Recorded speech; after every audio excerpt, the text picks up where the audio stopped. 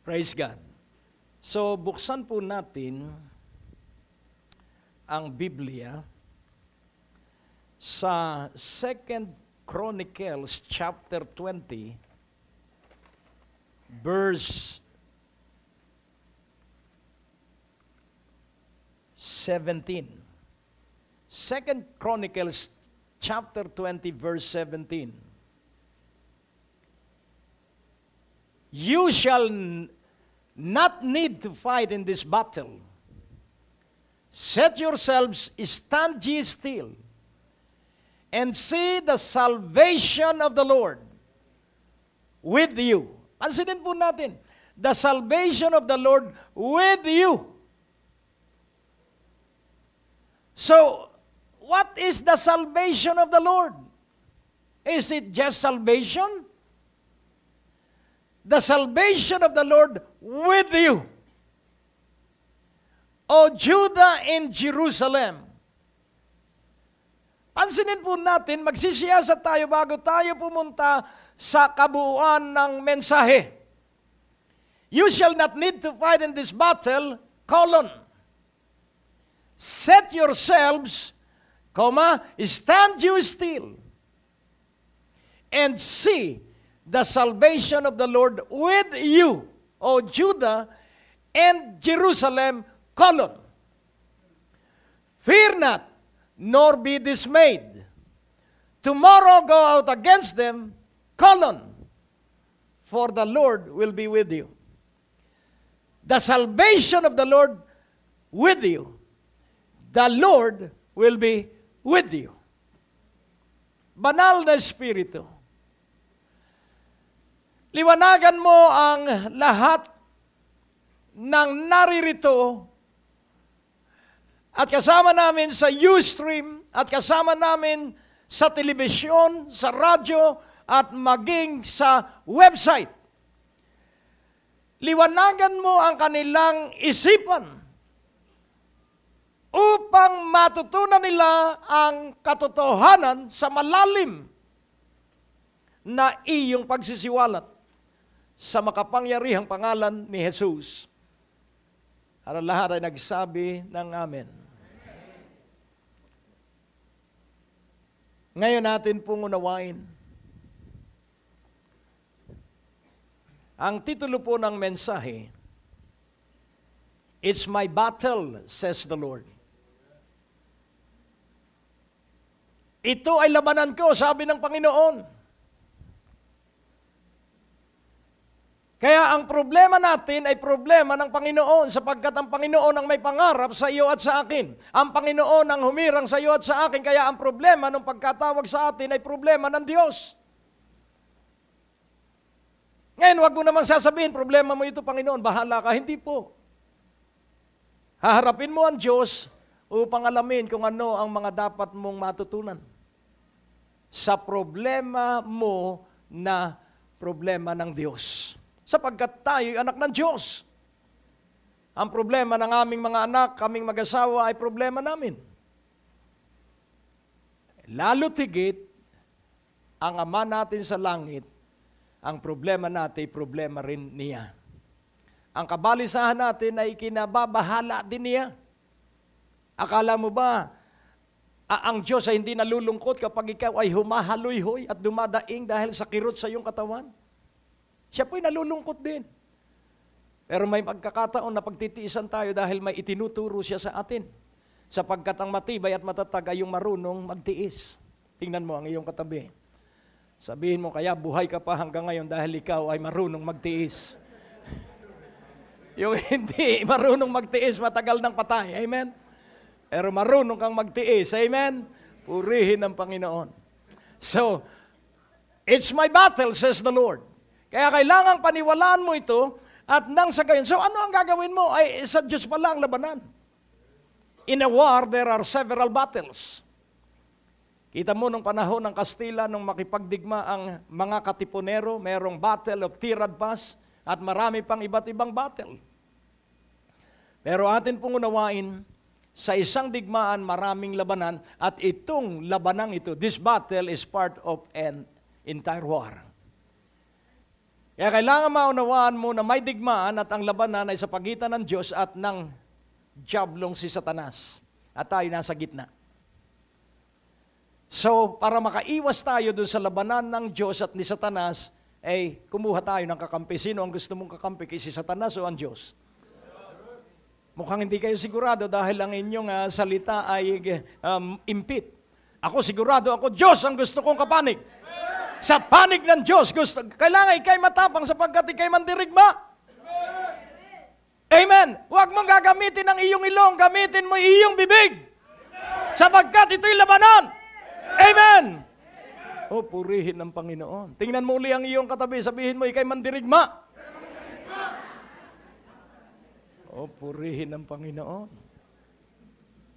Ewan ko, pero ang mga mandirigma po ay laging seated erect. Amen. Purihin ng Panginoon. Kakaiba ang ugali ng mandirigma. Pati sa kanyang higaan maayos. Pati sa kubeta maayos. Sapagkat siya'y mandirigma. Purihin ng Panginoon. Tingnan mo ang iyong katabi. Ang kalusugan mo ay nasa kaayusan mo. Amen. Amen. O, purihin ng Panginoon. Set yourselves, stand you still, and see the salvation of the Lord with you. Ano lamang ang gagawin natin? Iayos lamang natin ang ating sarili. Ano ba ang ating gagawin? Tumayo tayo. Stand you still. Nang ibig sabihin, hindi ka natitinag kahit ano nangyayari sa iyong paligid, sapagkat ang labanan ay sa Diyos, hindi sa iyo. O, purihin ng Panginoon. At ang pangalawa, alisin mo ang takot sa iyong puso. Hindi ka mamamatay. Hindi ka madadaig. Hindi ka matatalo sapagkat kay Jesucristo higit ka pa sa mananagumpay. So fear not, nor be dismayed. Huwag kang matatakot. Huwag kang mababahala. Huwag kang magagambala. Huwag kang mag-aalala. Kakampi mo ang Diyos. Hallelujah. Tomorrow go out against them, for the Lord will be with you. So meron pong pagkilos. Amen po ba? Pagkatapos ng gawain ito, pumunta ka doon sa iyong mga problema. At mamaya maunawaan ninyo kung paano mo lulutasin ang iyong problema. Kung paano mo i-address ang iyong kakapusan. Kung hanggang ngayon kapos ka pa rin sa pera, ang dahilan, hindi ka nagbibigay. Tingnan mo sa iyong katabi. Ako, pag malaki ang aking pangangailangan, linalakihan ko ang aking offering. Huwag kang aasa sa tao, umasa kay sa Diyos. Sabihin mo sa iyong katabi, mamaya, bibigyan ka ng Diyos. Pero magbigay ka muna. Amen? Magbigay ka muna. Amen! Hallelujah! Maraming maiingay pero kulang sa gawa. Talkative people without action reveals his poverty in their heart. Ang madaldal na taong hindi gumagawa ay nagpapakita ng kahirapan sa kanyang kalooban. Hello. Magtapos ka na sa pagkamadaldal at mabuhay kang manggagawa. Hello. Sabihin mo sa iyong katabi, magi kang manggagawa ng salita ng Diyos. Baka akala ninyo ay basta darating sa iyo ang pagpapala. Idinaan ang Israel sa wilderness. Sinubukan si Abraham na ialay si Isaac. Sinubukan si Isaac sa taggutom at tagtuyo. Kaya ang pagsubok mo ay para makita ng Diyos na ikay nagtitiwala sa Kanya. Kaya huwag kang maaawa sa iyong sarili sapagkat may ginagawang dakila at malaki sa iyo ang Diyos. Kaya sa halip na ikaw ay maghimutok, sabihin mo, Panginoon, panahon ko na para mapagpala. Salamat sa mga pagsubok na dinaraanan ko ngayon. At sabihin mo sa iyong paligid, salamat kapaligiran. Kung may masamang ugaling taon dumating sa iyo, sabihin mo, kung kaya mo, salamat sa iyong masamang ugali. Nakita ko na may maganda pala akong ugali. Ang gwapo, hindi masasabing gwapo kung walang katabing pangit. Pero dito, walang distinction dahil lahat ng lalaki ay gwapo. Amen. Hindi dahil sa mukha, kundi dahil kahawig tayo at kalarawan ng Panginoon. Walang babaeng pangit dito sapagkat lahat ng babae kahawig at kalarawan at kawangis ng Panginoon. Kaya lahat tayo ay gwapo at maganda. Sa makapangyarihang pangalan ni Jesus. Ang nagpapaganda sa isang tao, hindi ang kanyang mukha, kundi ang kanyang puso. Sapagkat merong mga taong maganda ang mukha pero bulok ang puso at meron namang pangit ang mukha pero napakaganda ng kanyang puso. Hindi lahat ng kumikinang ay ginto. Hindi lahat ng maganda ay mabuti ang ugali. At hindi lahat ng pangit ay masama ang ugali. Makikita yon sa panahon na pag nawalan siya ng pera. Lilitaw ang ugali kapag wala ng pera ang isang tao. Pero hindi yan mangyayari. At huwag mong pangyayarihin yan. At paano ka hindi mawawala ng pera, magbigay ka, magbigay ka, magbigay ka sa iyong kamag-anak. Magbigay ka sa lahat ng nangangailangan. Binabawi mo pa yung iyong ibinigay. Kaya babawiin din yung dapat ay nasa iyo. May isang kwento akong naalaala. At doon sa isang maliit na simbahan sa isang lugar sa Amerika, ang kanilang offering box ay nakakandado. At dalawa ang susi, dalawa ang padlock. Ang isa ay sa treasurer at ang isa ay sa pastor. At nag-aawitan na dahil ang mga tao ay engross sa pag-awit. Hindi na malaya nung isang lalaki na ang nadukot niya ay $100 pero ang intention niya ay $10. So habang siya ay sumasamba, kinakapan niya yung 2 pirasong dolyar. At nung dumaan dahil siya ay talagang tuloy-tuloy ang pagsamba niya, at kinuha niya yung 1 piraso at inihulog.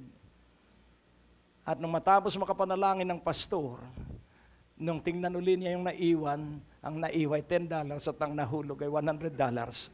At tinawag niya yung usher at ang sabi niya dun sa usher, Brad, halika. Nagkamali ako. $10 lang ang aking intensyong ibigay. Sabi niya, Brad, wala tayong magagawa. Ang susing isa na kay pastor. Ang susing isa nandun sa treasurer. Hindi natin ito mabubuksan. Pero wag kang mag-alala, Brad. Ang tinanggap ng Diyos ay yung $10 na laman ng iyong puso, hindi yung $100. Kaya, nais ko pong ipaunawa sa inyo, yung puso natin ang tinitingnan ng Diyos. Kaya kung maligaya ka, maligaya rin ang Diyos sa iyo. Amen. Hallelujah. Glory! Amen! Ang Diyos mo ay napakabuti. Kaya sa simbahan ng Diyos, maligaya ang bawat isa dahil ang Diyos ay maligaya. Amen. Purihin ang Panginoon. So ano ang iyong gagawin? Set yourselves. So set, stand, verb po ito, may gagawin. Set, ang ibig sabihin, ihanda mo ang iyong sarili. Stand, ang ibig sabihin, tumayo ka. Hindi yung nakatayo ka lang na ganito, na parang gwardya. Hindi po. Pag sinabing stand you still, ang ibig sabihin, may hinihintay ka. Amen, may hinihintay ka. Amen. So anong hinihintay mo? Ang pagpapala ng Diyos, sapagkat ang pagpapala ng Diyos ay walang kasamang bagabag. The blessing of the Lord make it rich, and it added no sorrow with it. Hanggat pinanghihinayangan mo ang panggasolina kung may sasakyan ka, mabubulok ang kotse mo. Lahat ng ibinigay sa iyo ng Diyos, kaya niyan tustusan. Amen! Purihin ng Panginoon. Marami naman sasakyan dyan.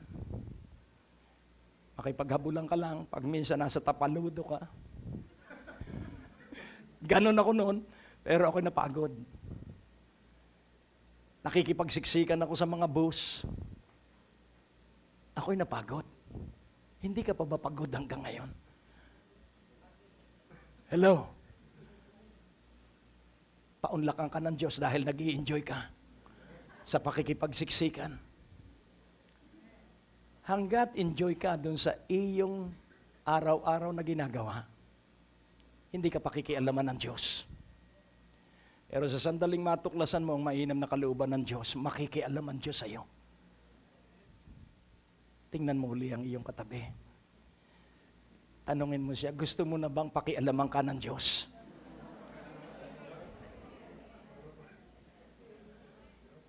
Set yourselves, stand you still and see. Set, stand, see. The salvation of the Lord with you, O Judah and Jerusalem. So ngayon, pag minsan po, pag medyo matagal-tagal ka nang naghihintay, parang kinakabahan ka. Tagal ko nang nakatayo, ang tagal ko nang naghihintay. 10 taon na akong naghihintay, parang hindi totoo itong aking hinihintay. Kapag sumiksik po ang takot sa iyo, mababaliwala yung 20 taon mong paghihintay. Fear not. Fear not, nor be dismayed. Magtatapos ka sa sakit at gagaling ka. Magtatapos ka sa utang at ikaw ay yayaman. Pero, set yourself. Stand still and see the salvation of the Lord with you. For the Lord will be with you. Kaya nga po ilang bagay ang nakita ko rito. Number 1, do not forget. Dahil po sa dami ng problema, ang maraming kapatiran ay nakakalimot. Pati lisensya na iiwan.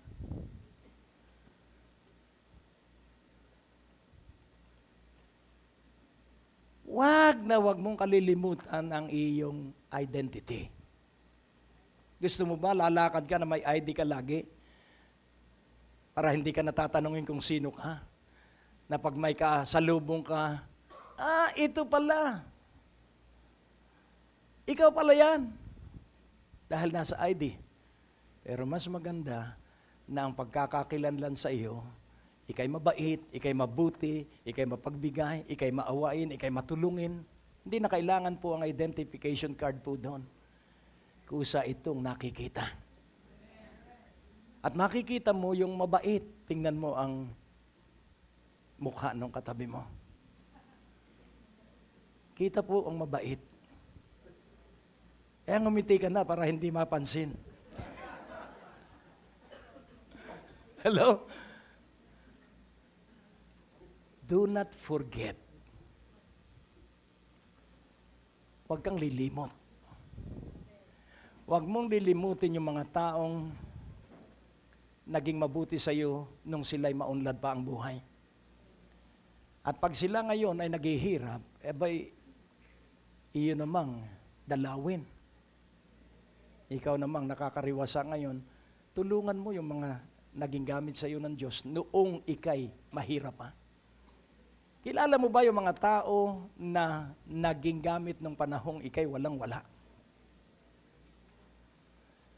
So do not forget. Huwag kang magiging makakalimutin.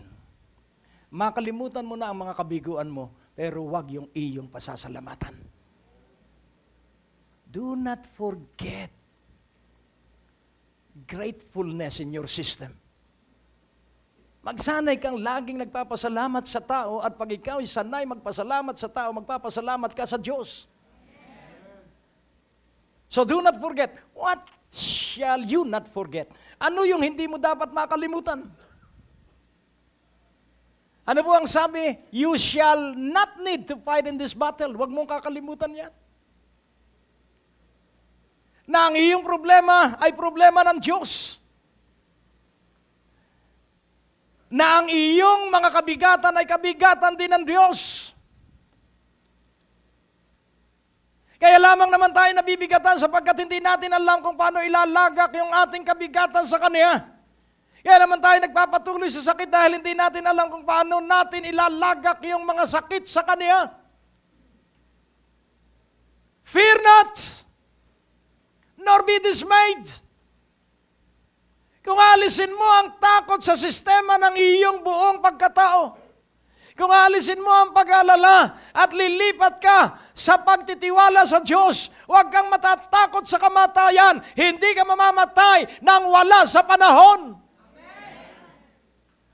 Sapagkat pag ikay nagtagumpay laban sa takot sa kamatayan, wala nang takot pa na pwedeng ilagay sa iyo ang dyablo. Sapagkat ang lahat ng takot, the fear of all fears is the fear of death. So pansinin po natin, yung taong ayaw na maghirap, ang hindi niya kinatatakutan yung kahirapan, ang kinatatakutan niya baka pag wala na siyang makain, siya'y mamatay. So lahat po ng takot, iisa po ang pinapatunguhan at yun yung takot sa kamatayan na sinusuppress ng tao. Hello. I hope we will learn how to enjoy. For all things work together for good to them that love the Lord. The evil that they meant, God turned it for my good. Kung mag-i-enjoy lamang tayo sa lahat ng nangyayari sa atin, mabuti at masama, alam mo, titibay ka at magiging kang matatag. Huwag kang makikihalubilo sa mga tao na panghihinain ka. Titingnan ka at sasabihin ako, malapit ka nang mamatay. Tapos may darating na isa, naku, ganyan-ganyan yung kamag-anak ko. Ganyan ang ikinamatay. Huwag ka pong sasama doon sa mga ganong uri ng tao. Kansilahin mo agad yun. Sabihin mo, I cancel whatever this negative word. Huwag kang papayag. Amen? Napakarami pong taong nabubuhay sa sinasabi sa kanila ng tao. Huwag mong paniwalaan ang sinasabi ng tao, ang paniwalaan mo ay ang salita ng Diyos, sapagkat ang salita ng Diyos ay mas mataas kaysa salita ng sino mang tao. Pag sinabi ng taong mamamatay ka na, hindi ka naman Diyos. Hello?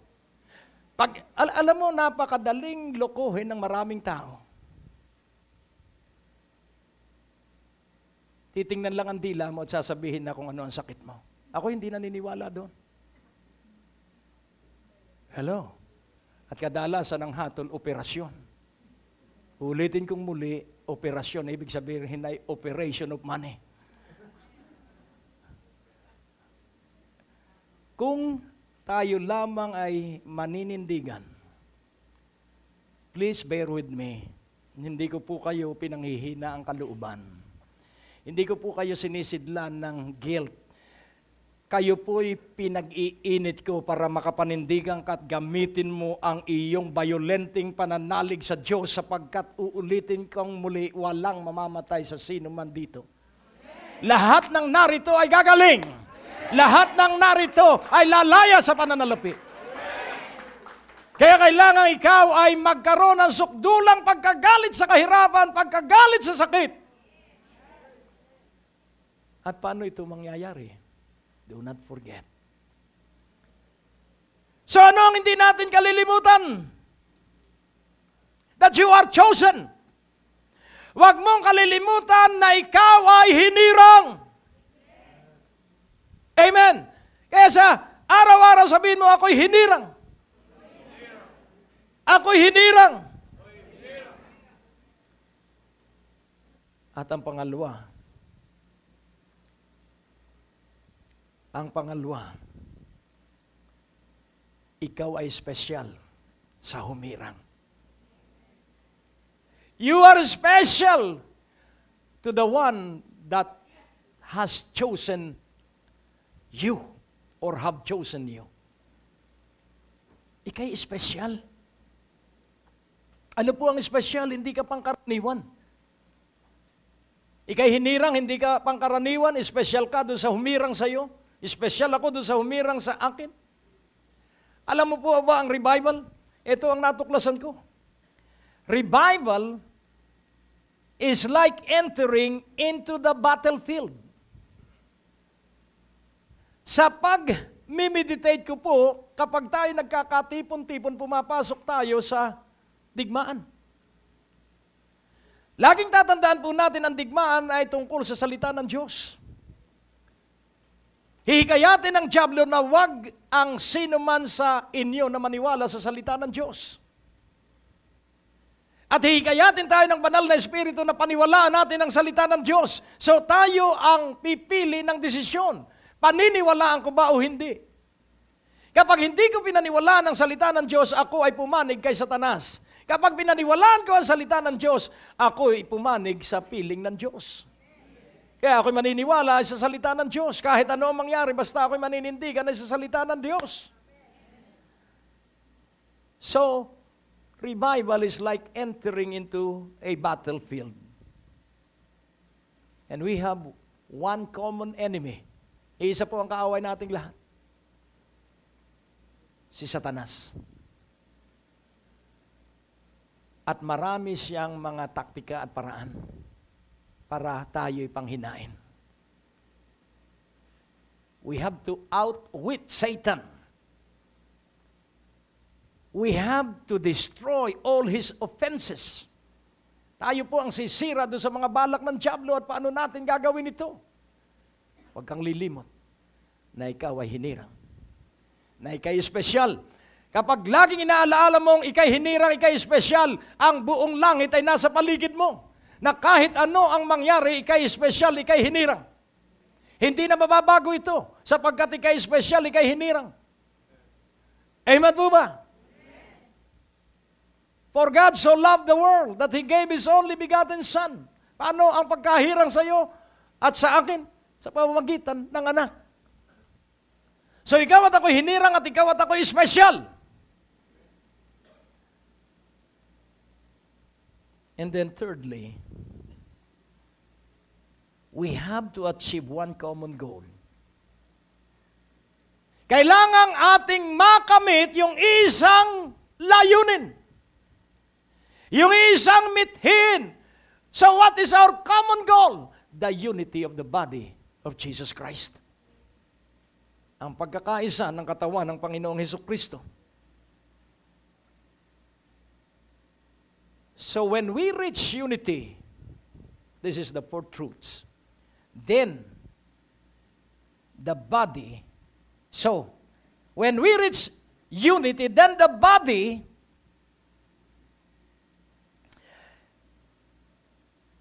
has complete system of sustaining and supporting the need of each part. Itong katawan kong ito at yung inyong katawan ay kumpleto. Ang immune system, ang pharmaceutical company. Ang immune system ang nagpo-produce ng lahat ng gamot na kailangan ng lahat ng bahagi ng iyong katawan at ng aking katawan. Hello? Amen!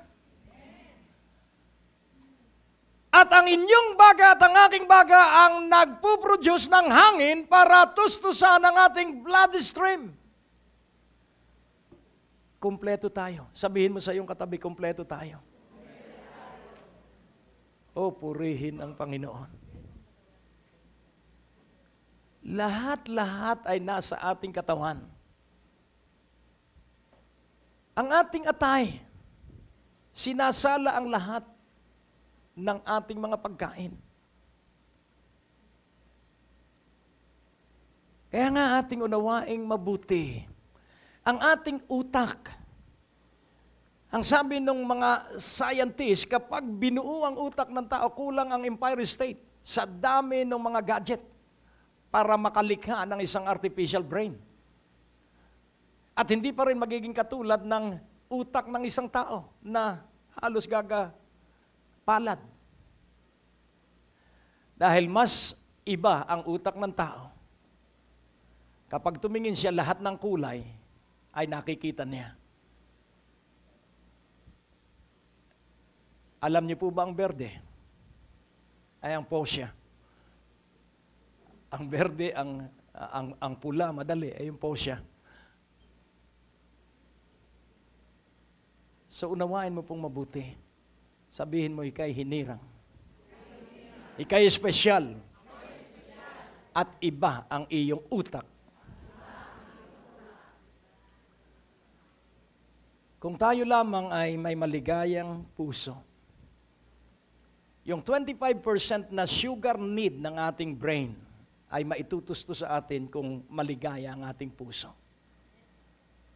Hindi yun pupunta sa bloodstream, kundi pupunta yun ay sa ating utak at magiging tayong matalino. Tingnan mo ang iyong katabi.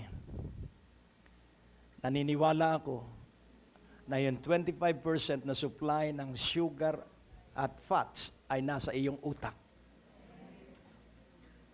Amen po ba? Amen. At bakit? Bakit? Sapagkat ang immune system mo ay malusog. At bakit malusog ang immune system mo? Wala kang kagalit. Amen. Sabihin mo sa iyong katabi, kung may kagalit ka, ayusin mo. Amen? Huwag kang mai-stress ng hindi pagpapatawad.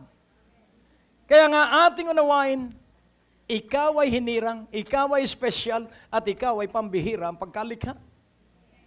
And then secondly, position yourself. Saan mo ipupwesto ang iyong sarili? Set yourselves. At ito ang nakita ko. Sa Romans chapter 12, verses 4 and 5, may nakita po ako sa positioning. Sa verse 4, for us we have many members in one body. So, there is only one body, but many members. So, ang iyong katawan ay napakaraming bahagi. So, pansinin natin, may kuko, may pilik mata, may kilay, may tenga, at may tutuli pagminsan. May dalawang butas ng ilong, isang ilong pero dalawang butas. At may dalawang tenga. So makikita natin, isang katawan pero napakaraming bahagi. At nakita ko rito ang isang napakahalagang katotohanan kung paanong ang Diyos ay makagagawa sa tuwing tayo ay magkikita-kita. For as we have many members in one body and all members have not the same office, verse 5. So we being many are one body in Christ and everyone members one of another. So we are one body in Christ. Iba-iba tayong katawan, pero kay Hesus Kristo, isa tayong katawan. At yung kalusugan ng aking katawan ay nandun sa pagkakaisa ng lahat ng sangkap ng aking katawan. At ang kalusugan ng bawat pagtitipon natin ay kung tayo'y nagkakaisa. At paano tayo magkakaisa?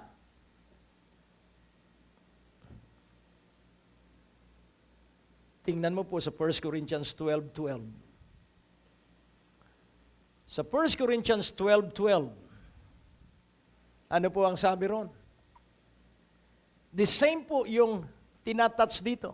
For as the body is one, and hath many members, and all the members of that one body being many, are one body, so also is Christ.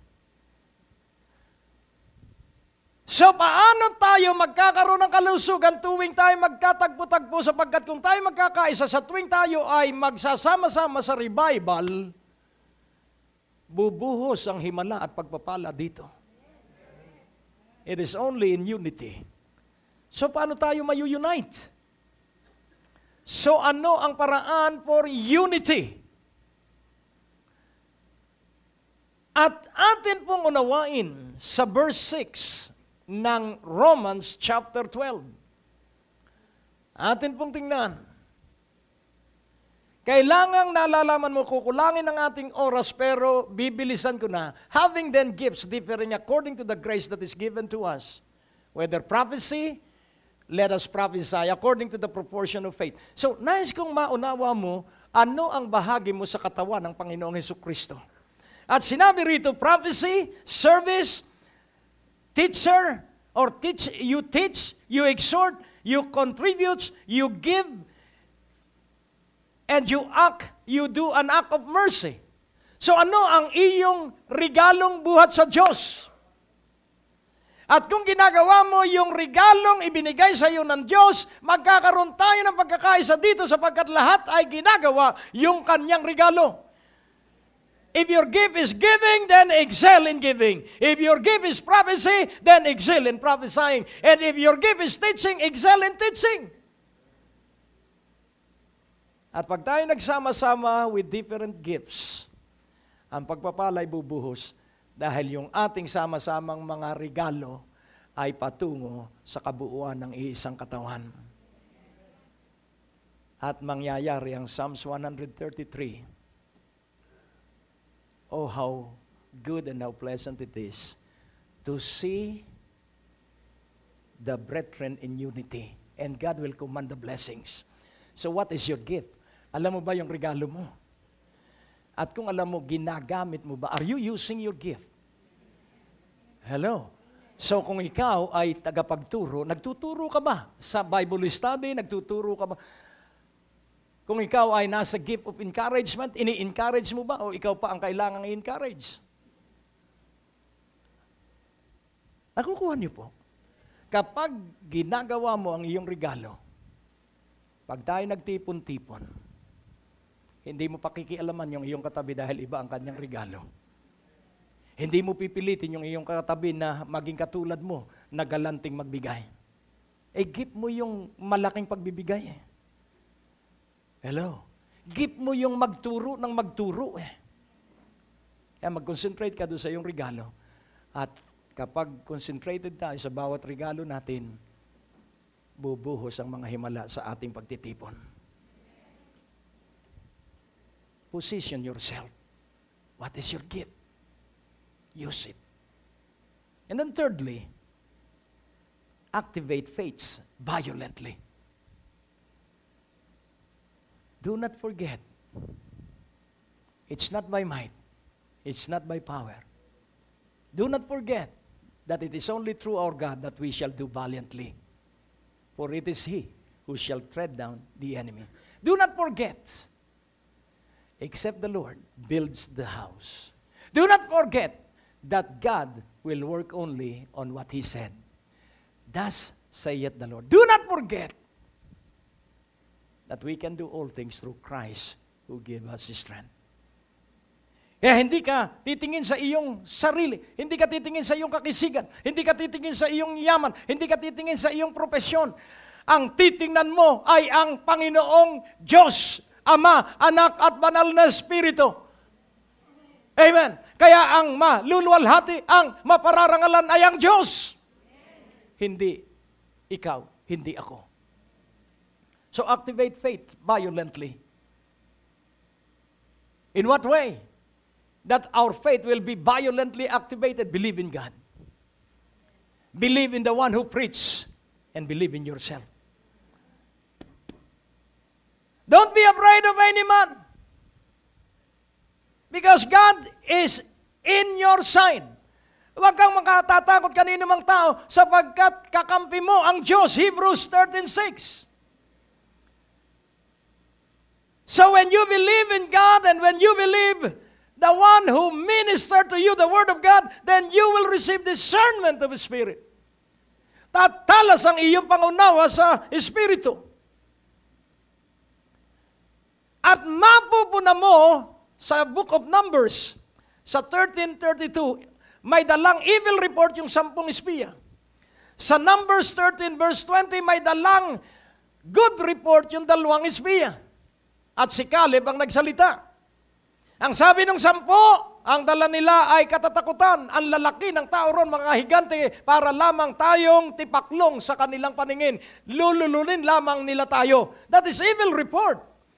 Pero ang sabi ni Caleb, napakaganda ng lupain, napakalalaki ng mga puno at magaganda ang bunga. At yung mga higante ron, pagkain lang natin yung kayang-kaya natin sila sapagkat yan ay pangako ng Diyos.